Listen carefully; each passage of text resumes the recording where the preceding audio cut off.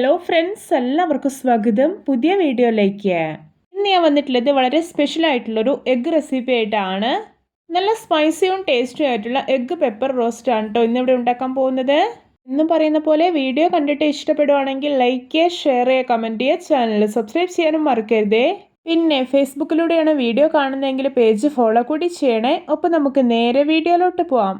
ഞാനിവിടെ ഒരു പാൻ അടുപ്പത്ത് വെച്ചിട്ടുണ്ട്. ഇതിലോട്ടൊരു 2 ടേബിൾ സ്പൂൺ ഓയിൽ ഒഴിച്ചു കൊടുക്കാം. ഓയിൽ ചൂടായി വന്നിട്ടുണ്ട്. ഇനി ഇതൊരു മീഡിയം ഫ്ലെയിമിൽ വെക്കാം. ഇനി ഇതിലോട്ട് 1 ടീസ്പൂൺ മുളക് പൊടി, 1/4 ടീസ്പൂൺ മഞ്ഞൾപ്പൊടി, ആവശ്യത്തിന് ഉപ്പ് ഇട്ട് കൊടുക്കാം. എന്നിട്ട് നന്നായിട്ടൊന്ന് മിക്സാക്കി എടുക്കാം. ഇതിലോട്ട് നടു മുറിച്ചെടുത്തിട്ടുള്ള 3 ബോയിൽഡ് എഗ്ഗ് വെച്ച് കൊടുക്കാം. എന്നിട്ടൊന്ന് ഷാലോ ഫ്രൈ ചെയ്തെടുക്കാം. ഈ എഗ്ഗിൻ്റെ മേലേക്കെല്ലാം നല്ലപോലെ ഒന്ന് മസാല തേച്ച് കൊടുക്കുന്നുണ്ട്. ഒരു മീഡിയം ഫ്ലെയിമിൽ വെച്ചിട്ട് വേണം ഇത് ഷാലോ ഫ്രൈ ചെയ്തെടുക്കാനായിട്ട്. ഹൈ ഫ്ലെയിമിൽ വെക്കുകയാണെങ്കിൽ മുളകൊക്കെ കരിഞ്ഞു പോകാനുള്ള ചാൻസ് ഉണ്ട്. ഇതൊന്ന് തിരിച്ചിട്ട് കൊടുക്കാം. എന്നിട്ട് വീണ്ടും ഷാലോ ഫ്രൈ ചെയ്തെടുക്കാം. ഇപ്പോൾ ഇത് പാകമായിട്ടുണ്ട്. ഇനി ഇതൊന്ന് മാറ്റി വയ്ക്കാം. കറി ഉണ്ടാക്കാൻ വേണ്ടിയിട്ട് ഞാനിവിടെ ഒരു കടായി അടുപ്പത്ത് വെച്ചിട്ടുണ്ട്. ഇതിലോട്ട് 2 ടേബിൾ സ്പൂൺ ഓയിൽ വെച്ച് കൊടുക്കാം. ഓയിൽ ചൂടായി വന്നിട്ടുണ്ട്. ഇനി ഇതിലോട്ട് 2 വറ്റൽമുളക് ഇട്ട് കൊടുക്കാം. എന്നിട്ടൊന്ന് റോസ്റ്റ് ചെയ്തെടുക്കാം. ഇനി ഇതിലോട്ട് ഒരു വലിയ ഉള്ളി അരിഞ്ഞത് ഇട്ട് കൊടുക്കാം. എന്നിട്ട് ആവശ്യത്തിന് ഉപ്പ് കൂടി ചേർത്തിട്ട് നല്ലപോലെ ഒന്ന് വഴറ്റിയെടുക്കാം.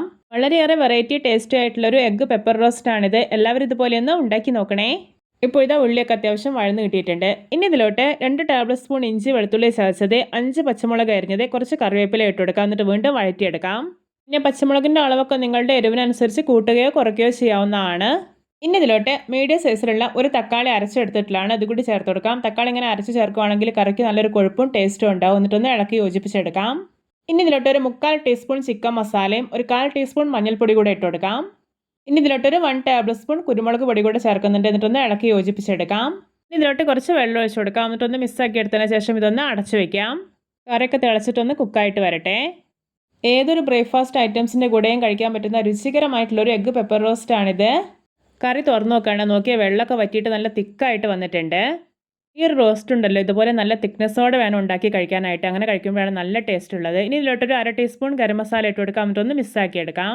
നേരത്തെ ഷാലോ ഫ്രൈ ചെയ്ത് വെച്ചിരിക്കുന്ന എഗ്ഗ് എല്ലാം ഉണ്ടല്ലോ അത് ഈ ഒരു ഗ്രേവിയിലോട്ട് നിരത്തി വെച്ച് കൊടുക്കാം. ഇനി ഇതിലോട്ട് കുറച്ച് മല്ലിയില അരിഞ്ഞത് കൂടി ഇട്ട് കൊടുക്കുകയാണ്. ശേഷം ഇതൊന്ന് 2-3 മിനിറ്റോളം അടച്ചു വെക്കുകയാണ്. ലോ ഫ്ലെയിമിൽ വെച്ചാൽ മതി. ഇതാ 3 മിനിറ്റ് ആയിട്ടുണ്ട്. തുറന്നു നോക്കുകയാണ്. ഇതാ നമ്മുടെ രുചികരമായിട്ടുള്ള സ്പെഷ്യൽ ആയിട്ടുള്ള എഗ്ഗ് പെപ്പർ റോസ്റ്റ് റെഡി. നോക്കിയേ, കാണുമ്പോൾ തന്നെ കൊതി വരുന്നില്ലേ. ഇത് വളരെ സ്പൈസി ആയതുകൊണ്ട് തന്നെ ഏതൊരു ഐറ്റംസിൻ്റെ കൂടെ കഴിക്കാനും അടിപൊളി ടേസ്റ്റിയാണ്. അപ്പോൾ എല്ലാവർക്കും എൻ്റെ spicy and tasty egg pepper roast ഇഷ്ടപ്പെട്ടെന്ന് വിചാരിക്കുന്നു. ഇഷ്ടപ്പെട്ട സപ്പോർട്ട് ചെയ്യാൻ മറക്കരുതേ. അപ്പോൾ ഇതുപോലെയുള്ള വെറൈറ്റി വീഡിയോകളായി നമുക്ക് വീണ്ടും കണ്ടുമുട്ടാം. Okay, bye bye.